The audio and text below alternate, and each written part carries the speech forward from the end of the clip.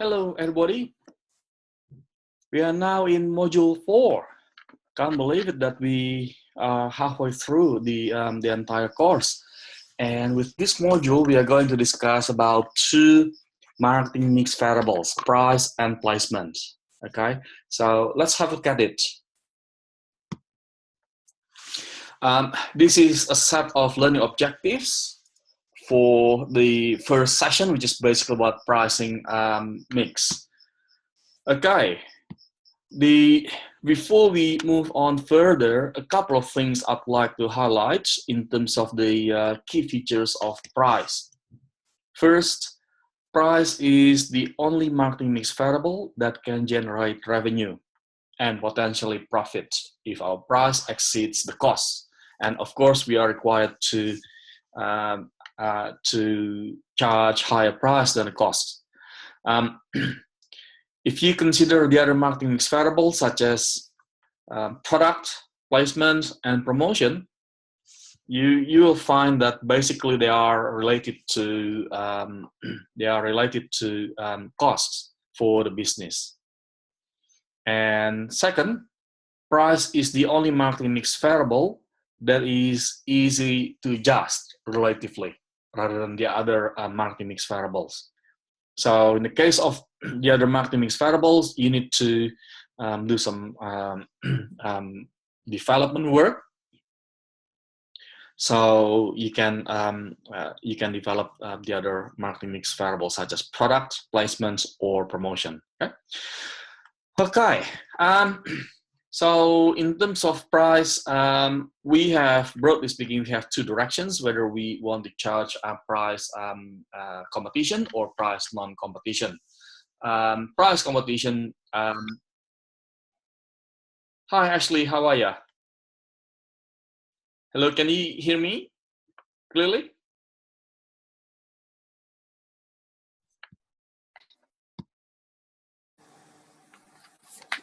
Hi. Right, let me just continue with this. Okay, we just in the beginning of the topic, and yeah, price. The first thing I mentioned was the two key features about price being related to revenue, and the second one is price is relatively easy to adjust compared to the other marketing mix variables. And broadly speaking, there are two pricing directions. The first one is price competition, and the second one is price non-competition. Okay.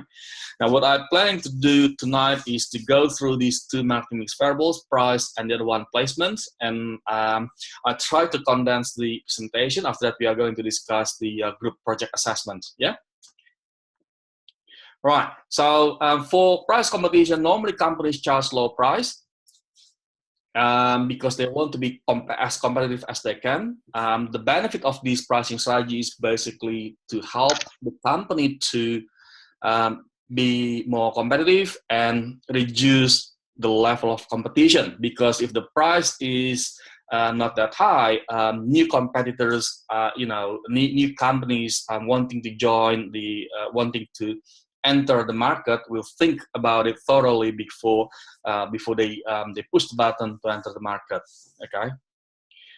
The second one is non-price competition. Basically, they develop the pricing strategy, not considering the as such in quote unquote the competition, but it's more about focusing on their benefit. Okay, against the competitors. Okay, so they try to create a major advantage that the company can build customer loyalty to its brand. So they are more into that kind of strategy, and you can recall that some brands work around building that kind of perception in the consumer's mind. So they build high quality brand, premium brand, status brand, and so on and so forth. They also use packaging features, quality, and so on and so forth to build that that position as well. Okay? In saying that, all ages ago, the marketers and scholars didn't think about the price that much, especially marketers from practical perspective. When they set the pricing strategy, they would normally look at consider price as the addendum to their in their marketing plan. Okay, because normally the price is decided with the price is normally decided with the with the policy of the company. Okay, so if I work for premium brand, the price has been decided basically. But now marketers realize the value of price in relation to the perception that it can contribute in the consumer's mind. So they look at price more carefully. Okay, right. Now let's have a look at the factors that affect the pricing decision. We have 7 factors in here in terms of, well, actually more than 7 if you look at the other marketing mix variables and also the other external environment, if you like, that affect the pricing decision. And some other scholars split them up into 3 big groups in terms of factors affecting pricing decision. The first factor is considered as costs. Cost is relabeled as the price floor. Okay, why these scholars suggest costs as the price floor? Because we can't charge lower than the costs. Okay, if we charge the price below the costs, there are 2 potential issues. Well, the first one is very obvious: we are going to lose money. The second one, we may be accused of dumping the price predatory, which is basically illegal in Australia. And on top of that, we, aside from the price floor or the costs, we also have the price ceiling, which is basically about the customer perception. Okay, so think about it: price floor and price ceiling. Okay. Price ceiling is the value or the perception of the customers about the product or the brand. Okay, so in other words, we label that, these scholars label this as price ceiling because we cannot charge the price higher than that. Okay, if we charge our price higher than that, the customers may think it is a ripoff. The customers may think, yes, I like your brand, I like your product, I like the packaging, I like the dealers, I like the sales person servicing me, a fantastic service, but I think it is a ripoff. Okay. Now, in between the price floor and price ceiling, we have the other components such as the types of pricing objectives, organizational marketing and marketing objectives, and also marketing mix variables, demand, and the other components of the other external factors that we also need to consider, such as the economic condition, for instance, local economic conditions. Some companies adjust their price when it comes to international pricing strategy, for instance, to suit local demand in their pricing considerations. All right, so that's basically pricing factors that affect pricing decision in a nutshell. By the way, if you have questions, please put your hand up, or you can send me a message in your chat box. Okay. The organizational and marketing objectives. Now, this one here is quite critical because price should support the company's objectives. Like any other marketing mix variables, price should also support the company's objective. Okay, and the objectives could be in relation to price. It could be increased market share, or it could also be considering the costs of the product. So that helps the marketers to set their pricing strategy. So if they are aiming at increasing market share, they may set the price quite low. Okay, they may set the price quite low if they are aiming at increasing market share. If some other companies may think their objective is quite different. Well, yes, market share is important, but it is not the main point in my business. My business is, although I have small market share, but I want to have a healthy business. I want to have a profitable business, so my business can be sustainable, right? So that is a different pricing objective as well, okay? Now, the other marketing mix variables also contribute to the pricing strategy. Remember, all marketing mix variables should support the positioning strategy that we develop for the business, for the brand. Okay, if our positioning is, let's say, for argument's sake, if our positioning strategy is basically to be aimed at premium positioning, then all other elements in the marketing mix should also support that. The product should show high quality, the placement should be premium, okay? The promotion should also support the premium image, and the price should also be quite premium, okay? Remember, in the previous topic, we discussed that positioning is actually what we promise to the to the customers, whilst the marketing mix variables are basically how we translate that promise into something that the customers can see, can feel, can also negotiate, okay? And customers' interpretation, that is also something that we need to consider, because our price also communicates to the customers. Okay. By the way, have you all seen a drink water named Blink H2O? Matter of curiosity. Anybody has seen it before? Blink H2O. All right, how much is a bottle of Mount Franklin? 600 milliliter. I think they have reduced that from 650 to 600 milliliter. $2.50, $3, is that right? Yeah? I think it's $2.50. Around $2.50, yeah, around that mark, yeah. How much do you think a bottle of 600 milliliter of Blink H2O? Just roughly, just guess. $1. $1? No, thanks a lot for your attempt. Okay. Anybody else want to attempt it? What do you think? I think someone's trying to Google it.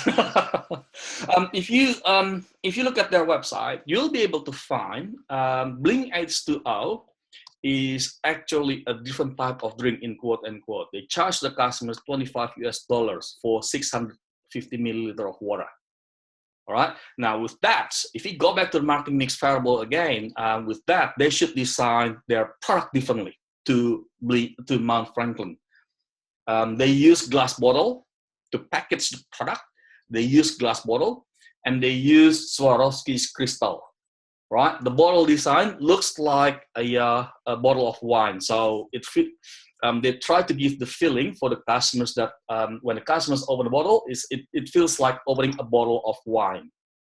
All right, so that's a type of drink that they are offering. Does it mean their quality of water much better? Well, look, if you do some Google search, you'll find that some bloggers suggest that based on the lab research in America, the quality of the water is not better than American tap water. Okay, but it is the promise that they talk about. They promise to deliver something premium, so they package everything to be that premium. The packaging is premium, the pricing is premium, and so on and so forth. Okay, so that's how you see. Hopefully, with that example, we see the connection between the positioning and also the other marketing variables, including price. Okay, all right. Now let's move on. The customer perception. We have a few things in here, like the value conscious, price conscious, prestige sensitivity. There are the types of perceptions of the customers. If you segment the customers into several types of perception, we have those who are concerned about the value, those who are concerned about the price, and those who are concerned about the prestige. Being premium, being brand orientated, and status orientated, the type of customers. Okay? I'm not going to discuss this one a lot. I'm going to skip some slides, by the way, as we need to. We also need to allocate some time to discuss the group assessment. The demand curve in here basically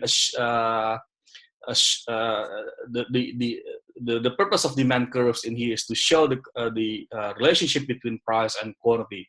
In saying that, the economists tries to understand what the factors affecting demand. Okay, and in doing that, they remove the other components and focusing on the price. Okay, and it normally looks like that downward. This is what the economists label as downward sloping. Okay, for products in general. Okay, downward sloping. Okay, so but for the prestige products, the curve looks a different curve. Okay. Um, Okay, there are some steps in terms of establishing prices. Develop the objective, look at the target market. Remember, we learned customer-driven marketing strategy. Okay, look at evaluate the competitors' prices, select the basis for pricing and pricing strategy, and determine the specific price. Okay. Pricing objectives, as we discussed before, that is also another thing that we need to consider. This is also related to the marketing objective that we want to achieve. Therefore, pricing objectives should also reflect that. Okay, and whether the pricing objective would be around increasing market share or increasing profitability. So that would reflect the pricing that we set. Okay. Several types of pricing strategy. We have the survival, profit, ROI, return on investment, and if you look at that, the next column is actually about the possible actions. Okay, cash flow, status quo, and also product quality. Okay, so there are several types of pricing objectives, whilst we also have the possible actions. Okay. And in terms of the target markets evaluation of price, we also marketers also review the perception of the target market about the price. Okay, how do you know that? How do you know the perception of the customers about the price? How do you find out the customer's perception about the price?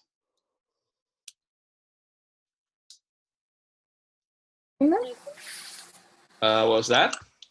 So you could survey, find out what Absolutely. they think. Yep, spot on, full mark.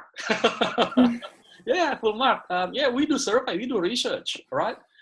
In my life at the corporate in my corporate life, we do a lot of survey to understand the customer's perception about the price.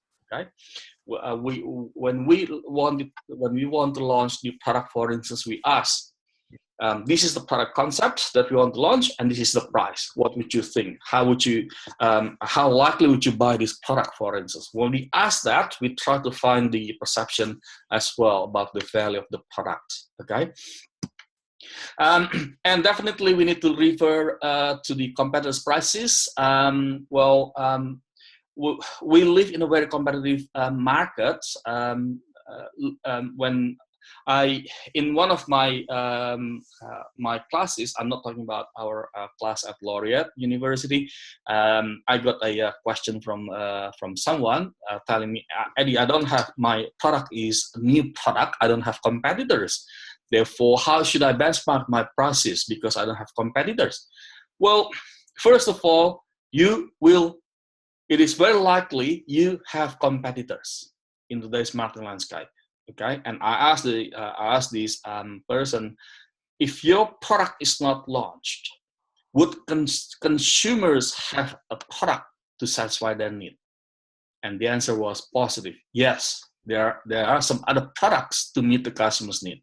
Then I said, they are your competitors, right? That's what we mean by competitors. They are fighting for the same dollars, right? We are fighting for the same dollars, right? Therefore, we deploy similar strategies, right? So that's what we mean by competitors. Look, very likely we have competitors in our marketing plan. Probably from a different product category because our product category is quite new. So we just established the product category. Therefore, our competitors would be from different product category. Think about iPad. When they just launched iPad, their competitors would be laptop, netbook, desktop, or PC, right? Now, the tablet computer category has been established, so they can look at the other tablet, such as the one from Samsung or Acer or whatever. Okay. Right. The next one is basis for pricing. Okay. There are three bases of for pricing. The first one is cost base. Cost base is basically considering the cost when they set the price. When the marketers set the price, they consider the cost. There are two types of consideration in here that determines their pricing strategy. The first one is cost plus.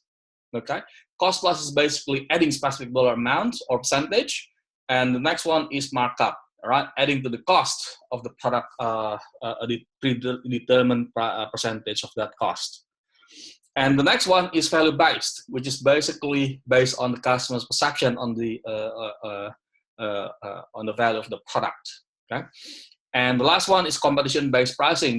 This one he is basically referring to the competitors' prices. So we look at the competitors' prices, and then we ask ourselves, how is our product going to perform in the competition? Is that going to be superior or inferior or on par with the competitor's product performance? Okay, then let's say we are superior. Okay, can we charge higher price? Well, hang on a second. Yes, our product is going to perform more superior than competitors. Then remember a consumer behavior topic in module 3. We also need to ask ourselves that whether consumers can feel it or can see, in quote unquote, the difference between a product and the competitors' products. Because some product categories customers in some product categories might find it hard to feel the difference of the product performance. Okay.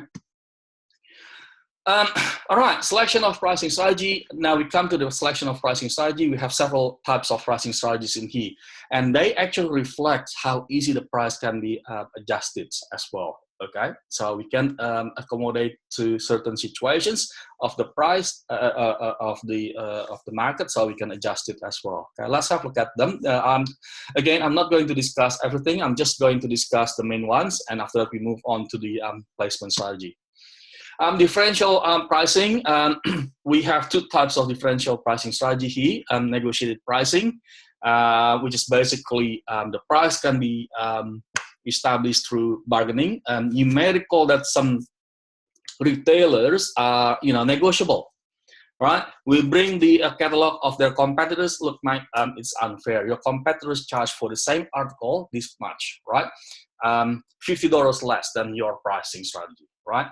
And the other guy, the store may reply to us, okay, I'm going to match that, and I'm going to add $5 for you as well, for instance. Okay, so that's an example of negotiated pricing. Okay, second one is the secondary market pricing, setting one price for the primary target and different price for another market. Now, with that secondary market pricing, it looks like normally we set the main price for one market segment, right? And normally the secondary market pricing is cheaper. Okay, why is that? Well, look, does it mean the company is going to donate some money or reducing their profit? Not really. All right, if you look at that further, they actually try to get larger revenue that leads to larger profit. Okay, you may recall that cinema, for instance, may charge let's say $15-20 for the main price, and cheaper price for students, for instance. All right. Now, in saying that, the secondary market pricing in here contributes to the larger revenue. All right, because if the cinema can only take, let's say, 100 people, okay, and with the main price, they can only get 30 people, okay, you can imagine 30 times 20, right, so 6,000, right, whilst the cost, all right, the cost that they need to pay for the building and so on and so forth would remain the same. Therefore, okay, why don't I just charge lower price for the students? right? With let's say $15. With that, they can invite, for argument's sake, let's say another 30 students, right? That is the extra revenue that they can take, and on top of that, it also helps them to reduce the to absorb the cost. Okay, so that's differential pricing. The next one is new product pricing. Now, new product pricing, there are two types of new product pricing strategy: price skimming and price penetration or market penetration pricing strategy. Price skimming is simple. We charge high price because we expect high profitability for every single unit that we sell. Now, with that, we actually are prepared to accept lower sales volume, okay, because the price is high, okay? And the second one is penetration pricing, okay? The penetration pricing is actually setting the price low, okay? So we can, with penetration pricing, we actually try to be competitive in the market, therefore we charge low price. So how do we make the profit? We make the profit through larger volume, okay? So that's the difference, okay? Now, there is a tendency that if we go back to the to last week's topic, to the previous topic, product strategy, where you can refer to the types of consumer products, the shopping product and also specialty product, especially specialty product, have the tendency of adopting the price skimming, whilst the convenience products such as grocery products have the tendency of adopting penetration pricing, okay, because of the volume that they need to generate. Now this one here basically shows us different types of pricing as well that companies need to consider. Product line pricing. Now we have the captive pricing, for instance, which is basically we charge the pricing. We price the basic product in a produced line low, while pricing related items at higher level. Right? Premium pricing, bait pricing, and price lining. So a number of different product line pricing. Psychological pricing. We have reference pricing, which is basically set the. We try to use another product which is normally quite premium, and we position the product quite close to it and charge lower price. Okay. Now reference pricing will work better if the consumer's knowledge or an experience about buying that product is quite little, or have no knowledge or experience in buying that kind of product. If the consumers have got the experience in buying this kind of product, then it won't work. Okay. The next one is bundle pricing. So we know the marketers normally can also deploy the bundle pricing strategy. They offer 2, 3, or more items with a single price. Okay. The psychological pricing actually focuses on creating the illusion of being cheap, or the illusion of being premium or prestige. Okay, so that is the intention of psychological pricing. Yeah. And we also have the multiple unit pricing, EDLP, odd even pricing. You may recall that the retailers may also charge $2.99, $3.98. Okay, although some research, some studies suggest that the impact is not that conclusive for odd even pricing, but it is still used because the intention is actually to convey the message, hey, I'm affordable. Okay, and last one's customary pricing strategy, okay? Based on the tradition. If you look at the price of the chocolate block, well, if it is normally around $3, then it is around $3. Okay. Prestige pricing, price leaders, and so on and so forth, part of the psychological pricing as well. Okay. Now, we also know that we have the price discounting that includes this area here, like cash discount, trade discount, seasonal discount, or quantity discount or volume discount, and so on and so forth.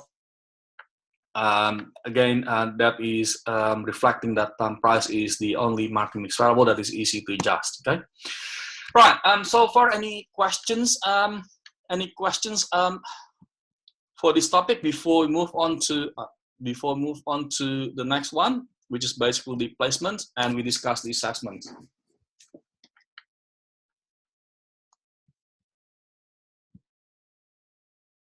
Any questions? No? Okay. Look, the next, I'm going to tell you that in the next 10 minutes, we need to stop that, and then please click the same link to come back to the virtual meeting room, because I can't record continuously. Okay. Okay. Now, marketing channel placement. Placement. There are at least a couple of concepts that I'd like to discuss. The first one is the distribution coverage strategy and marketing channel strategy. So there are the two key concepts I'd like to discuss before we discuss the assessment. Okay, let's move on. This is what we mean by distributions. The decisions and activities that make products available for the customers. So the task is basically to make sure the customers can access the value of our product. Okay. Role of marketing channel. We have this is what we mean by marketing channel. They are in the interdependent organizations basically that work hand in hand to ensure that the products are available for customers. Okay, and again, some people suggest that these guys are the middlemen. Okay, the middleman that link the digital to customers. Sorry, back. Oh, okay. Right. Now, these are basically some activities or roles that the marketing channel perform for us. They help us with the marketing information. They help us managing the customer's need because they help us matching with the customer's need. Okay, you will recall that distributors and also retailers help us matching the customer's need. For example, the manufacturers are basically not designed to deliver in small accounts. In small shipment. And in this instance, the retailers help us unbulking them. Okay, so they also facilitate changes, promote price, and also establish pricing policies, and also the physical distribution. That means moving the products from A to B. Okay, all right.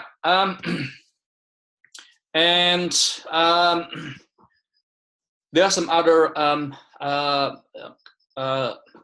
roles as well that they create for us in terms of time utility, price utility, possession, and also form utility.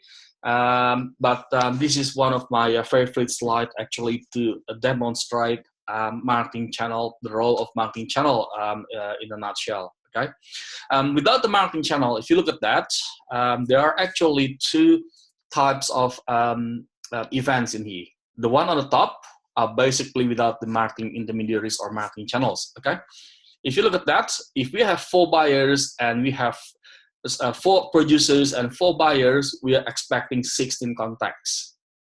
Okay, so if we are the buyers and we want to buy tomato, we need to go to producer 1.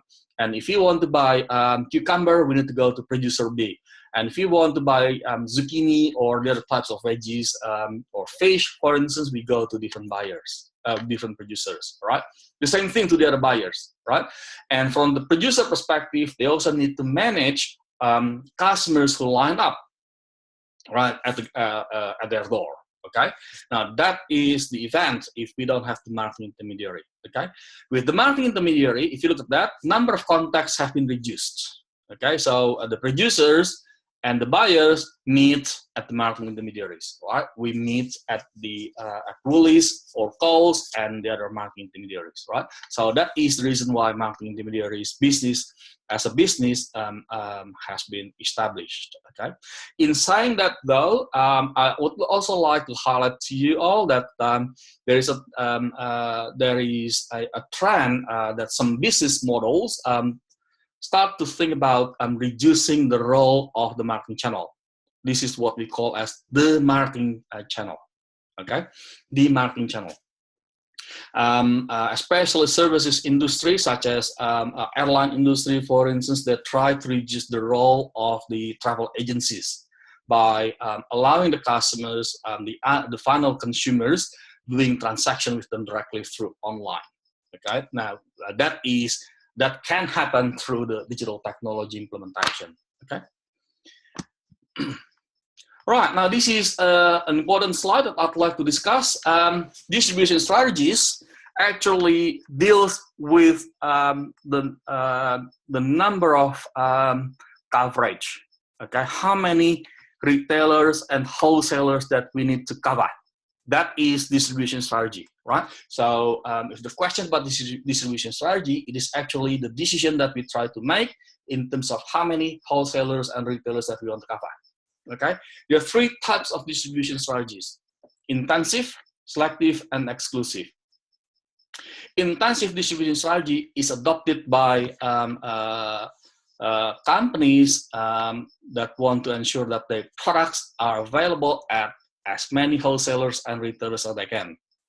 Whilst exclusive is on the opposite way, right? So they only assign one reseller in a particular territory. Okay. Selective is in between, okay? Selective means they assign a few of them, right? So in a specific sub-territory, they may assign a few, and then going forward in another sub-territory, they assign another 2-3 resellers, for instance, okay? Now, when do we decide that? When do we decide our products to be distributed intensively or exclusively or in a selective way? Well, it depends on the nature of product. In module 3, you'll be able to find types of consumer product, for instance. Okay, there's a tendency that the convenience product may adopt intensive distribution strategy because they need to have high volume, since the price is quite low and the product is consumed or and purchased on regular basis. Okay, they charge the price quite low, therefore they need the volume. How can they get the volume? Well, through intensive distribution. Okay, exclusive is normally adopted by specialty product, which is basically quite premium product. Therefore, they need to be exclusive. And selective is normally adopted by shopping products such as mobile devices, for instance. We are not going to buy mobile phone every week, for instance, right? Or every fortnightly. It's different to breakfast cereal. We buy that kind of product. We buy breakfast cereal on regular basis. Not mobile phone, not clothes, not sunglasses, not shoes, and the other fashion apparel. Okay, so hopefully that gives you an idea in terms of linking the concepts into the real life. Okay. Now we come to the type of marketing channel. I just want to go through this one briefly, but before we do that, can I suggest we exit from the meeting now? But can you please go back to the meeting room by clicking the same link, and please allow a few minutes because I need to convert the recording to into different file. Okay. All right. I'll see you then. Thank you. I'll please be back in the next few minutes. Yeah.